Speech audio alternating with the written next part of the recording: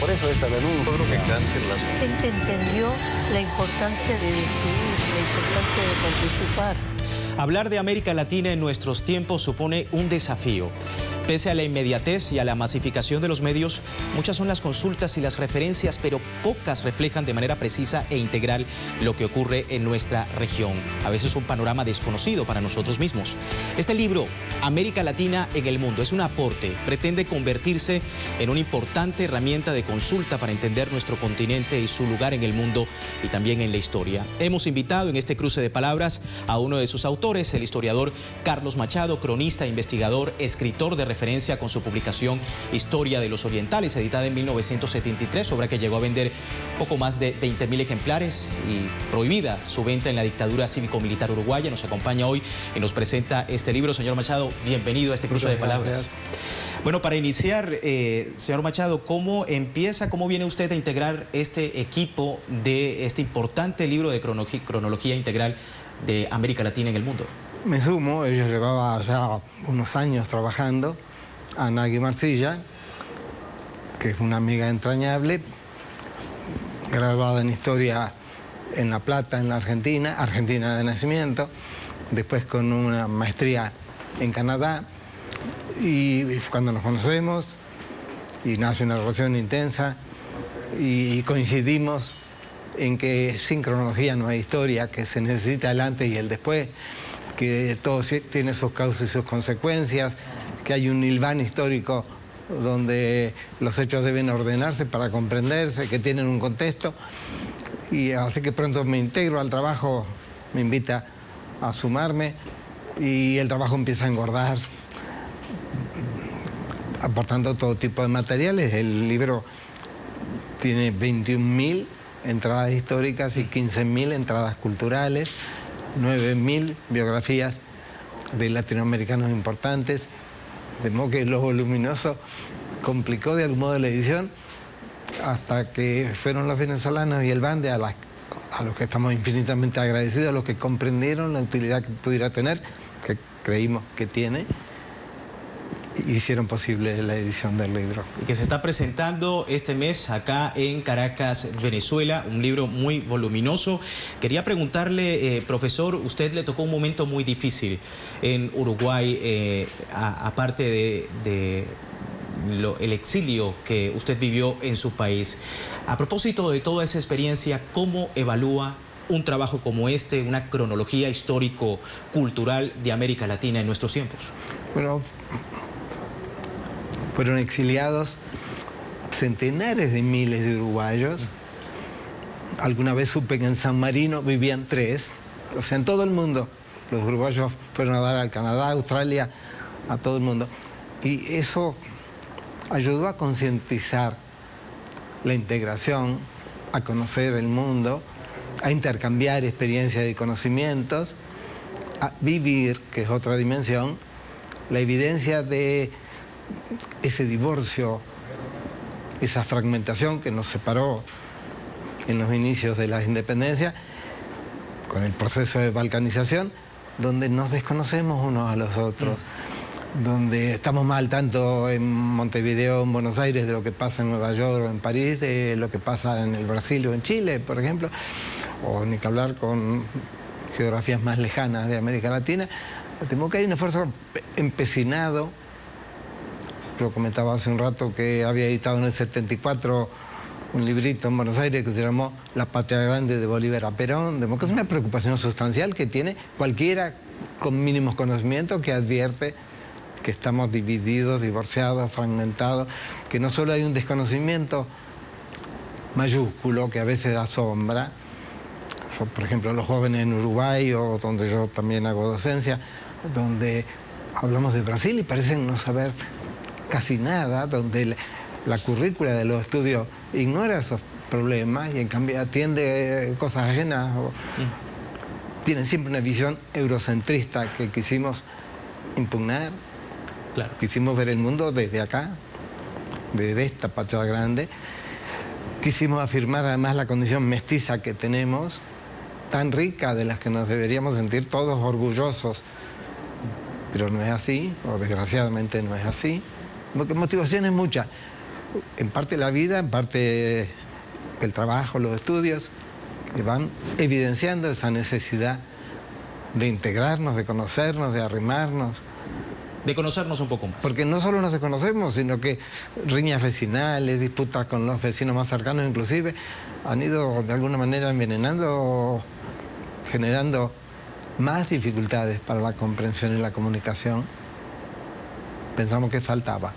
Ahora, suponemos que usted ya sospechaba, no íbamos a perder la oportunidad de tenerlo acá con nosotros, teniendo el honor de presentar este importante libro, para hablar también del Uruguay, ¿no?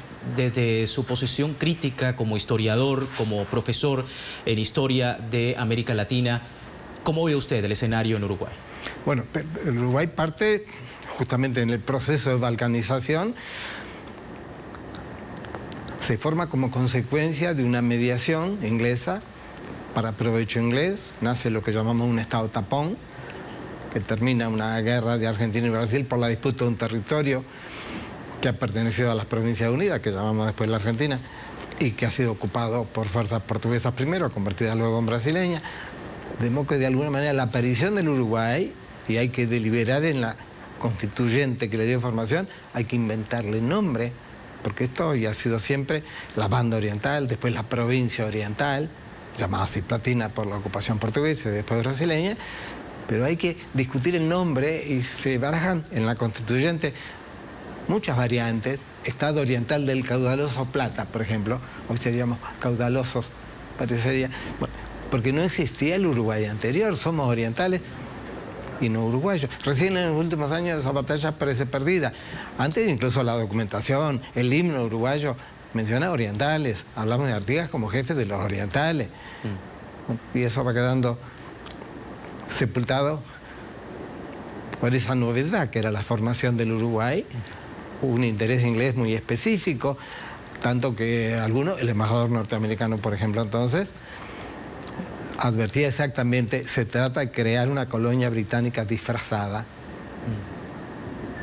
Vemos que había necesidad de sacar eso a luz, que estaba documentado pero disperso. Cuando yo escribí la historia de los orientales, que tuvo un éxito sorprendente y extenso, lo hice porque en la docencia, yo tengo casi 60 años de docencia, cuando los estudiantes piden bibliografía, y uno podía remitir a 1000 estudios dispersos específicos sobre un tema, sobre un área, sobre un campo, pero ninguna historia englobaba, llegando hasta allí, hasta el presente exactamente. Había necesidad de sacar eso a luz en un compendio que pudiera abreviar la versión, que no era la oficial, naturalmente, y eso encontró una demanda asombrosa, porque no había. Si los estudiantes me pedían bibliografía, yo podía hacer una lista de 200 libros valiosos e interesantes, pero fragmentados sobre aspectos específicos. Ninguno iba a cubrir ni hasta la actualidad, ni tener el enfoque que le quisimos dar. Igual la respuesta fue muy sorprendente. Bueno, sorprendente también lo voluminoso del libro, lo importante gráficamente incluso para la referencia de quien quiera consultar precisamente sobre la historia de América Latina y el mundo. Vamos a hacer una pausa. Al regreso vamos a estar hablando con Carlos Machado sobre ya comentaba una breboca sobre la historia de los orientales, el libro de culto para muchos en nuestro continente. Ya regresamos.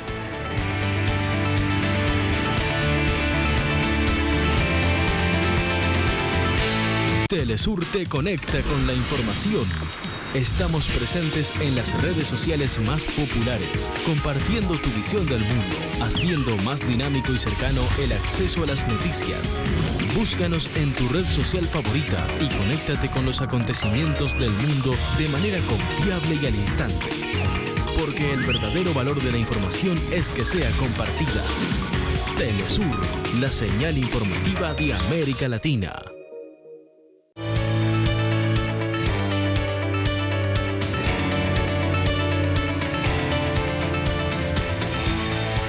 Continuamos en este cruce de palabras hoy con Carlos Machado, historiador uruguayo que ha presentado este libro, América Latina y el Mundo, cronología histórico-cultural. Se presenta aquí en Caracas, Venezuela. El coautor de este libro, además de Nahue Marcilla, que también hemos tenido en nuestro programa. Y preguntarle, profesor, porque este libro viene después de una experiencia muy importante desde otra obra muy importante, Historia de los Orientales, un libro que se convirtió de culto para militantes políticos de una época, ¿no? Referencia obligada para entonces. Coméntenos, ¿usted creía que iba a tener ese éxito que ha tenido hoy en día? No, seguramente. Todos quedamos sorprendidos, los editores también. Creo que la demanda fue muy fuerte porque no lo había, porque no había historias que fueran completas y llegaran hasta la actualidad en ese momento exactamente. Pero nunca imaginamos, agotó la primera edición en una semana, la segunda en un mes. En la tercera yo lo quise agrandar porque habían surgido alguna objeción del tipo de no está la bibliografía. Bueno, me pareció pedante, entonces incorporé la bibliografía, que era tan extensa, donde estaba documentado con detalle, dónde buscar el dato o dónde verificarlo. Pero fue sorprendente que luego se siguiera reeditando. Creo que lleva 6 ediciones y está agotado hace tiempo y están proyectando la 7ª, solo que ahora me piden acompañar la reedición de los... Salió en un libro, en un solo tomo, desde la 4ª edición creo está dividido en 3 tomos, y me piden el 4º para reeditar los 4, para que salga hasta ahora, para que salga la continuación, y en eso estoy empezando. ¿Diría usted que está vigente esa obra el día de hoy? Yo creo que sí. Corregiría un par de datos, porque naturalmente con los años, por ejemplo, aunque parezca mentira, entonces, en el 72, los estudios precolombinos en el Uruguay eran muy ínfimos. Recién más tarde, cuando se construyó la represa hidroeléctrica de Salto Grande, y en todo el mundo investigadores advirtieron que iba a quedar tapada por las aguas un área arqueológica muy importante, donde habían sido inútiles todos los intentos de trabajar en serio, y con ese salvataje inminente, porque si no se perdía para siempre.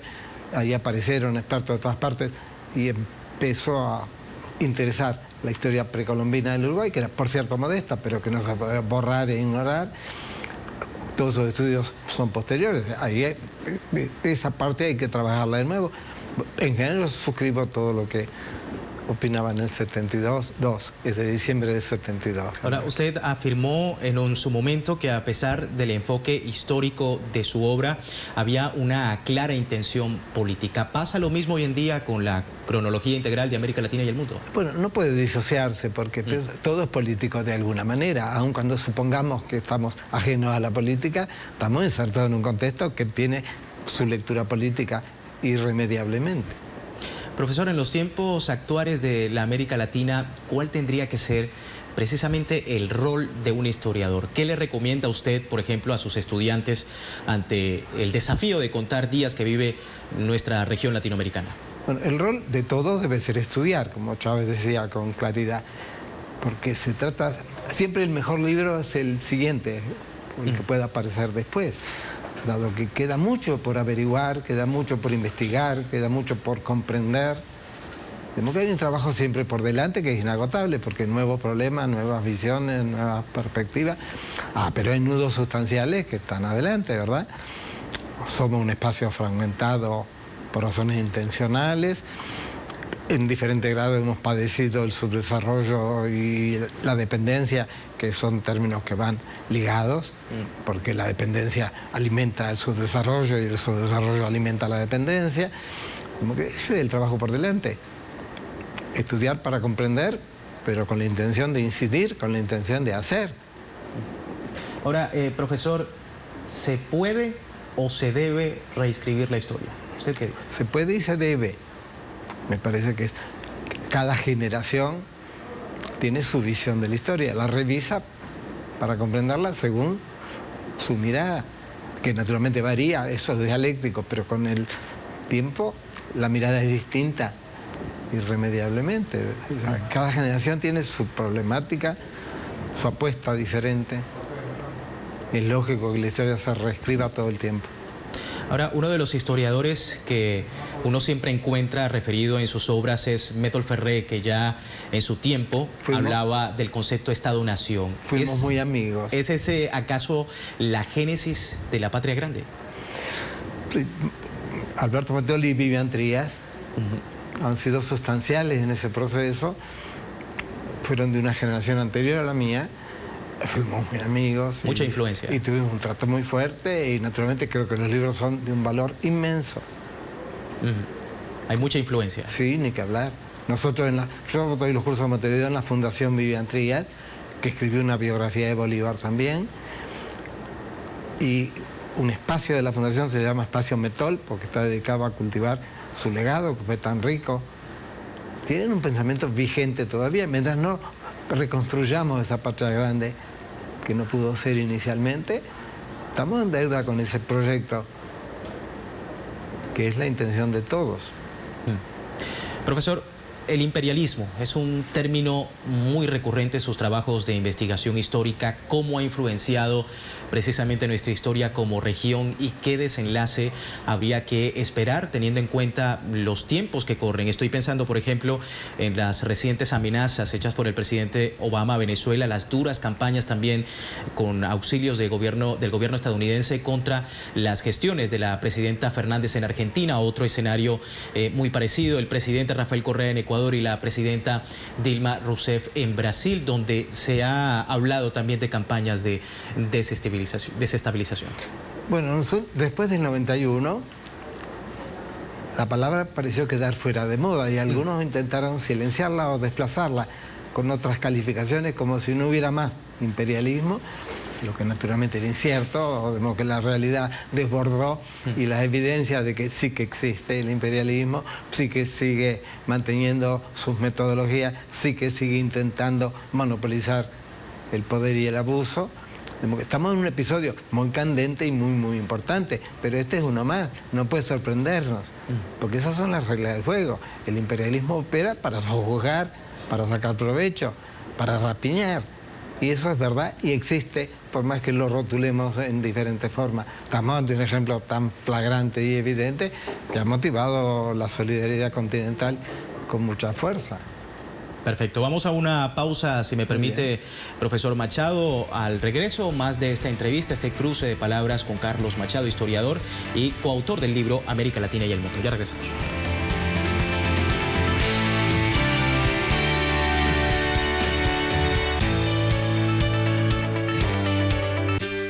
Este sábado, descubra un rico postre cocinado por generaciones, un sabor inigualable que aviva paladares. Latinoamérica se prepara para disfrutar del Chajá y de su sabrosa historia. Un sabor me trajo hasta aquí, Chajá, este sábado, solo por Telesur.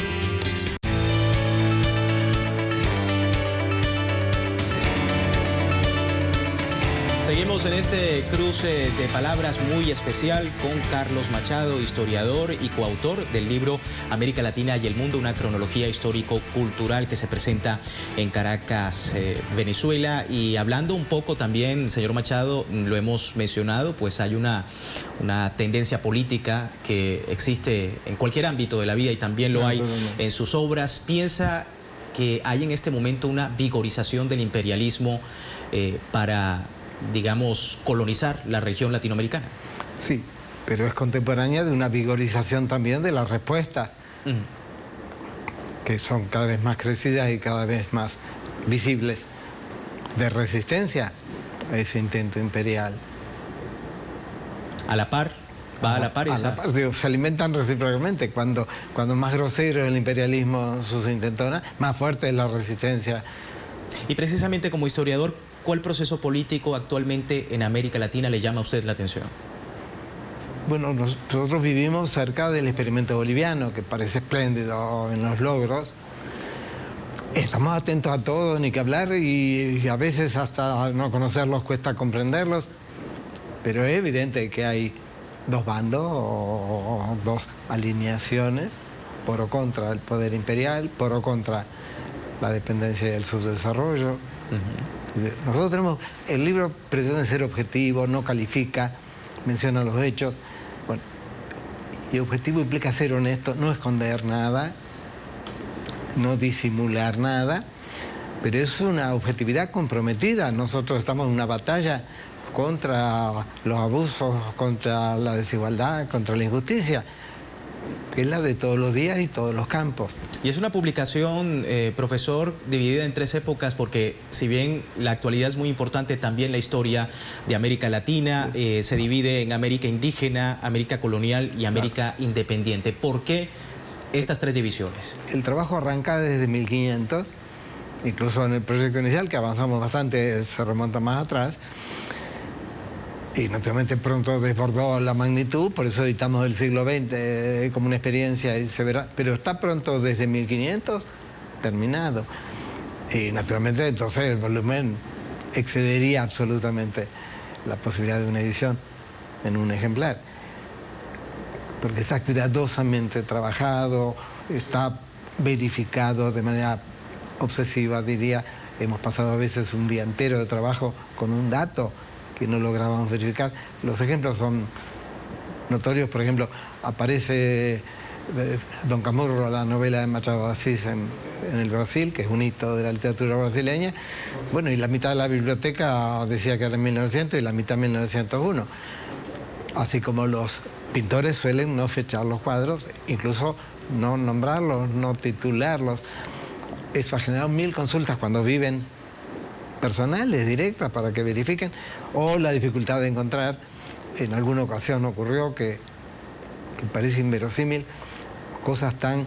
Trabajamos en la música brasileña. Uno dice la música, eso significa los compositores, los instrumentistas, los cantantes, los directores de orquesta.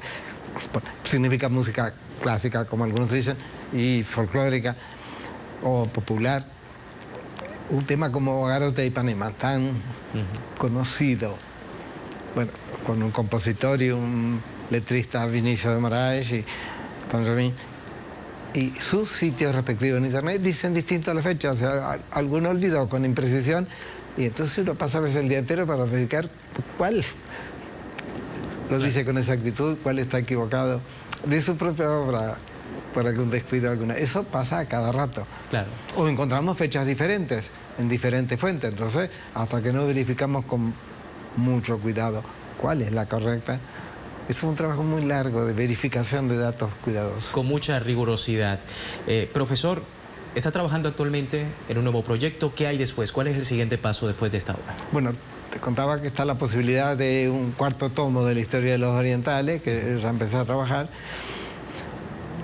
Piensan reeditar los 3, agregando el 4º que llegue hasta acá, por un lado. Esto sigue, porque incluso tenemos un suplemento que ya está cerrado. Todo está terminado, pero tenemos un suplemento medido hasta ahora, o sea, hasta hace 4 días, desde el 2000 en adelante. Digo, el trabajo crece porque vive, porque los hechos no quedan fosilizados en algún momento, porque la historia prosigue, la de todos los días.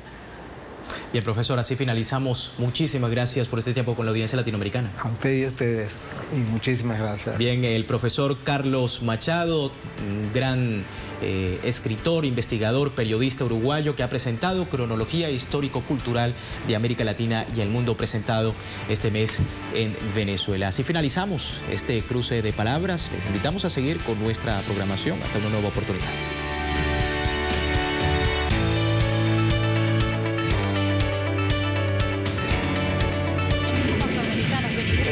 Por eso esa denuncia. Yo creo que cante Gente entendió la importancia de decidir, la importancia de participar.